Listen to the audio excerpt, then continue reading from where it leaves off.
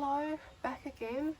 I thought today I'm going to try to do two pours, a ring pour and a Dutch pour. They both have very different consistencies of paint. These are my leftover paints that I had from the last videos that I showed you, and I just changed the colours up a little bit, added a bit more paint to thicken them up, because for a ring pour it needs to be a bit thicker. So if you have a look, this one here was silver and I added some gold, and if you see, it's quite, so when it runs off, it leaves a trace and it sits for a few more seconds than the other consistency, and then it sinks. This one's probably a bit dark to be able to see, but this one might be a better one. But you can see where you run it in and you can just see like a little trace, and then it sits for a few seconds and then sinks. Whereas where it was before with the floating cup, it would sit and sink straight away. So I'm not sure what colours I'm going to use. I've added a little bit of white, a little bit of water. I just sort of to make them a bit thicker. So same paints. These have been sitting for a week and covered. They're still fine. I'm just going to use this little cup that I had for, I don't know, fruits or something like that, just to use as the ring pour, because I don't want to use the cups that are this size, because I find you waste a lot of paint, and I just don't like the thin pour. So I'm going to try this one today. So I hope that helps. So all I do is I start with my cup. I have it cleaned out, ready to go. It's just got a bit of resin in there I did a bit of resin in there. It's not going to come out in the paint. I'm definitely going to use this colour.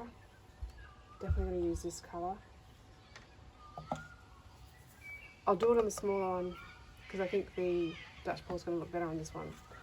So I'll start with the mint. And what I do is, you can take your sticks out if you want to make it easier so they don't accidentally fall out, which I do a lot, and just sort of sit it to the side. But when you're pouring it in here, have this tilted so that you're not pouring it in, you've almost got them touching, and it's just gently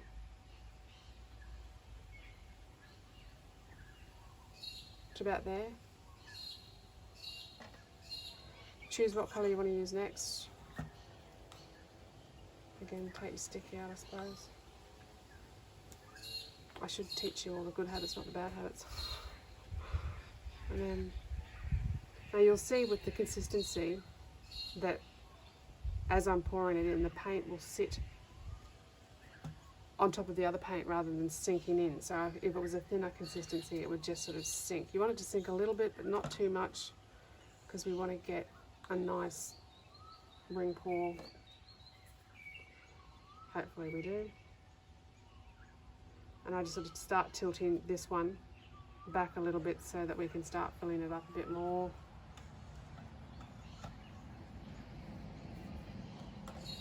I actually added a bit more silver to this one to make it a bit more metallic. And I'm going to add it in. Why not? And just slowly pour it.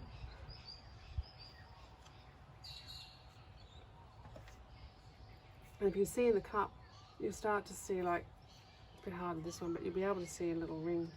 Do a little bit more blue. Again, you do it in whatever order you want to do it, whatever colours you want to use. I don't like to waste paint, so I just cover them and reuse them for my next pours. Change them up, lighten them, darken them, whatever. You don't need a great deal of paint for this one, it's a cloth. I've just got it at the back. I've actually routed out there so I can use a smaller mechanism. And I'm just going to put more of this. It's like a champagne gold. Okay, I think that's heaps of paint. So you can decide to do one ring pour, or you can do multiple. I'm going to start with just one because it's such a small piece, but when I do bigger Lazy Susans or bigger clocks, I tend to do several ring pours. Like I'll do a bit and then I'll stop, and I will sometimes rotate in one area, sort of in one way, and then go anti-clockwise. It just changes it up a bit. So you just start by just gently, and it'll start just slowly doing little circular motions. It doesn't have to be perfect. You start to see the colours. Yeah, this is going to be heaps. So now I'll just change direction. So what's on the outside, when you're doing a ring pour, what you've got to remember is the first colours you pour are going to be the last colours that come out. So if you want more gold, put your gold in first. If you want more dark, put it in first. So see, it's just going that nice little, and then just hold your finger up so it doesn't drip.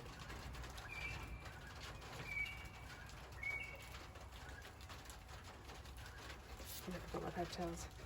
I just let it sit there for a minute. With the ring pours, you can see little air bubbles here.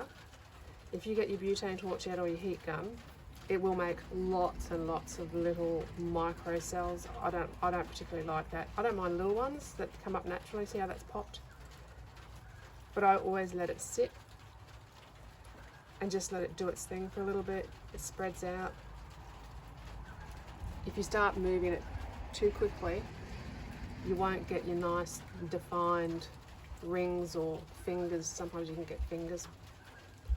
You can see these are going to be like little fingers when I start stretching it. And in the middle here is more the gold. So I'll just pick it up and I'll just gently, and again, same, when you're working with a circular piece, move in a circular motion. When you're working with a rectangular or a square piece, do slightly to one corner, back again, to the opposite corner, back again, and just continue on like that. But you're never going to get like perfection. Fluid acrylic paint is not about perfection. And I just prime these boards with, I pick up those little sample pots that they have sitting at the counter that people must get mixed up and then they don't want them and they just leave them. And I pick them up for like $2 and I just use that as my primer. Sometimes I'll actually mix them with Floetrol and use them. But you can see how you're getting, and you can decide how much, because you don't want too much paint left on the surface because it will crack. Because this is thicker consistency. So I will be tipping some off. You can see some of it's coming over the edge, and I've sort of got my hands under here.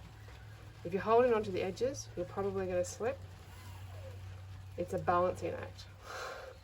But just try to rotate. Sometimes you've got to use your thumb to sort of balance a little bit here. Move it around. And just move it slightly around in a circular motion till you get where you want it. If you want to stretch it a little bit more, remember you're going to get less defined rings.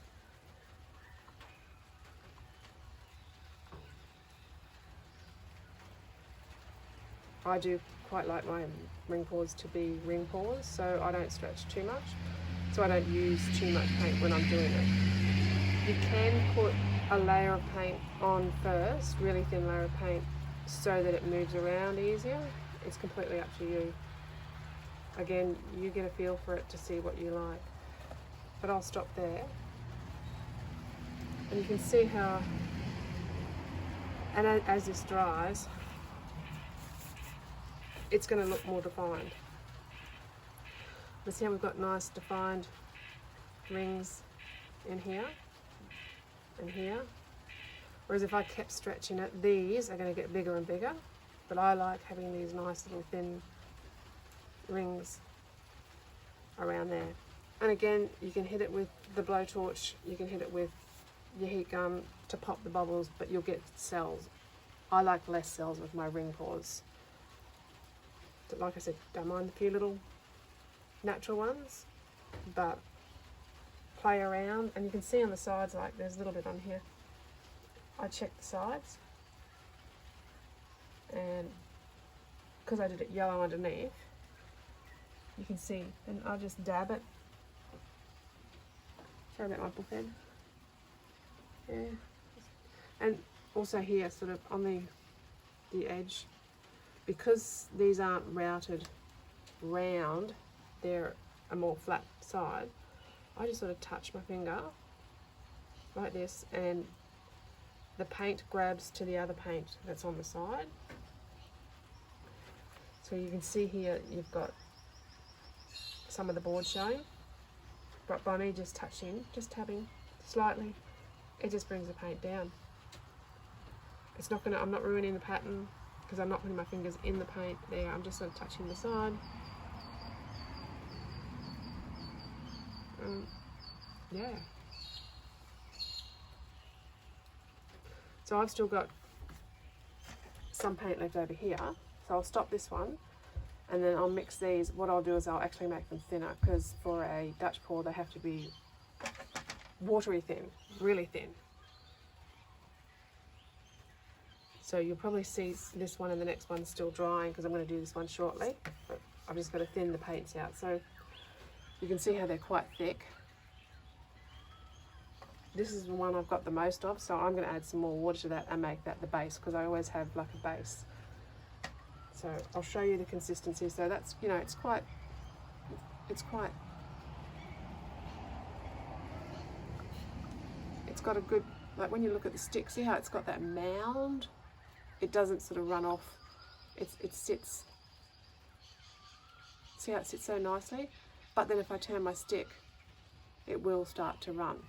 That's the consistency that you need for a ring pour. So I'll turn this off and I'll come back in a second with the mixed thinner, okay?